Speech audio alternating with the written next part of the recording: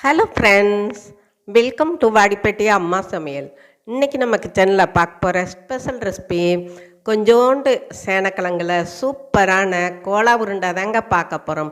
இதை ஈவினிங் ஸ்நாக்ஸாக கூட பிள்ளைகளுக்கு கொடுக்கலாம். சாம்பார் சாதம், தயிர் சாதம், ரசம் சாதம் எல்லாத்துக்கும் சூப்பராக இருக்குங்க. வாங்க பார்க்கலாம் எப்படி செய்கிறதுன்னு. அதுக்கு முன்னாடி இன்றைய பிறந்த நாள் மற்றும் திருமண நாள் காணும் அனைவருக்கும் வாடிப்பட்டி அம்மாவின் இனிய நாள் வாழ்த்துக்கள். ஸ்கிப் பண்ணாமல் பாருங்கள் ஃப்ரெண்ட்ஸ். இப்போ கொஞ்சோண்டு சேனக்கிழங்கு எடுத்து தோலெல்லாம் எடுத்து நறுக்கி கழுவி தண்ணி இல்லாமல் வடிகட்டி ஒரு பாத்திரத்தில் போட்டுக்கலாம். இப்போ ஒரு அரை ஸ்பூன் ஜீரகம், அரை ஸ்பூன் சோம்பு, கொஞ்சம் வெங்காயம், நீங்கள் எந்த வெங்காயம் வேணாலும் போட்டுக்கலாம், கொஞ்சம் வெள்ளைப்பூடு, ஒரு துண்டு இஞ்சி,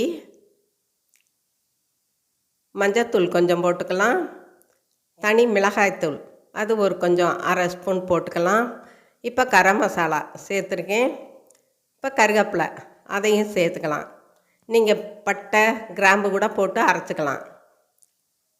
இப்போ இது கூட பச்சை மிளகா ஒரு 4-5 சேர்த்துருக்கேன்.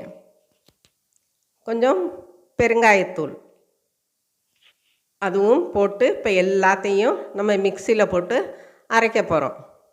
இது ரொம்ப பெரிய வேலையெல்லாம் இல்லைங்க. நீங்கள் சேனக்கிழங்கு சீச்செல்லாம் போடணும்லாம் அவசியம் இல்லை. இந்த மாதிரி துண்டு துண்டாக கழுவிட்டு போட்டாவே போதும் நறுக்கி. இப்போ தேவையான உப்பு போட்டுக்கலாம். போட்டுட்டு நம்ம அரைச்சிட்டு வந்துடுவோம். இப்போ அரைச்சிட்டு வந்தாச்சு பாருங்கள். ரொம்ப நைஸாக அரைக்க வேணாம். இந்த மாதிரி கொஞ்சம் கொரகொரப்பாக இருந்தாத்தே கோலா உருண்டை சாப்பிடும்போது டேஸ்ட்டாக இருக்கும். இப்போ அதை ஒரு பாத்திரத்துக்கு நம்ம மாற்றிக்கலாம். குழந்தைகளுக்கு சேனக்கிழங்கு வறுவல் எல்லாமே சேனக்கிழங்கு உருளைக்கிழங்குல செஞ்சோம்னா ரொம்ப பிடிக்கும். இப்போ பாருங்கள் பொரியலை இதை ஒரு அரை கப் எடுத்து நல்லா பவுடர் பண்ணி இது கூட சேர்த்துக்குருவோம். நம்ம சேனக்கிழங்குல அரைக்கும் போதும் நம்ம தண்ணி எதுவுமே சேர்க்கக்கூடாது. அப்போத்தையும் கோலா உருண்டை நல்லா வரும், கிறிஸ்பியாக இருக்கும். இப்போ பாருங்கள் பொட்டுக்கடலை சேர்த்து நம்ம பிணைஞ்சு எடுக்கிறோம். உங்கள்கிட்ட பொட்டுக்கடலை தேவையில்லைன்னா கடலை மாவு கூட நீங்கள் போட்டுக்கலாம், அதுவும் நல்லாயிருக்கும். இப்போ பிணைஞ்சிட்டு நமக்கு தேவையான அளவுக்கு நம்ம உருண்டை போட்டுக்கலாம். பாருங்கள் இந்த மாதிரி உருட்டி எடுத்துக்கலாம். கொஞ்சோண்டு சேனக்கிழங்கு இருந்தாலுமே போதுங்க, ரொம்ப நல்லா நம்ம கொஞ்சம் நிறையாவே வரும்.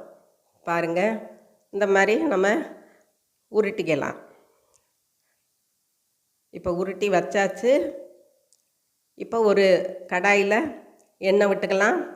எண்ணெய் காயவும் ஒன்றா உள்ளே இறக்கி விட்டுருவோம். பாருங்கள் இந்த மாதிரி ஒன்றா சேர்த்து விட்டுக்கலாம். இப்போ நல்லா வேகட்டும். அடுப்பு ரொம்பையும் ஸ்லோ வேணாம், ரொம்ப ஹையும் வேணாம், ஒரு மீடியம் இதுலேயே இருக்கட்டும். ஏன்னா ஹையாக வச்சா வெளியே கரிகிறோம், உள்ளே வேகாது. இப்போ பாருங்களேன், ஒரு ஸ்டிக்கை வச்சே அழகாக பிரட்டினா வருது.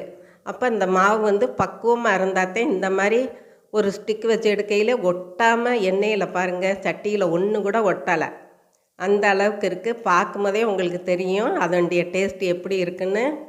ரொம்ப நல்லாயிருக்கும். குழந்தைங்க நீங்கள் வறுத்து போட்டுக்கிட்டே இருக்கணும், சாப்பிட்டுக்கிட்டே இருப்பாங்க, அந்த அளவுக்கு இருக்குது. இது கூட ஒரு டீ காஃபி கூட நம்ம சேர்த்து சாப்பிட்டோம்னா நல்லாயிருக்கும்.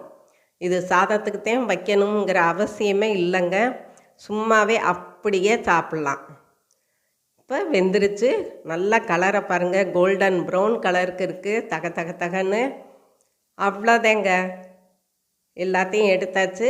நம்மளோட சேனக்கிழங்கு கோலா உருண்டை சும்மா ஜம்முன்னு ரெடி ஆயிடுச்சு. இதுவரை சப்ஸ்கிரைப் பண்ணாதவங்க சப்ஸ்கிரைப் பண்ணுங்கப்பா. ஆளுங்கிற பெல் பட்டனை தொடுங்க, லைக் பண்ணுங்கள், ஷேர் பண்ணுங்கள், கமெண்ட் பண்ணுங்கள்.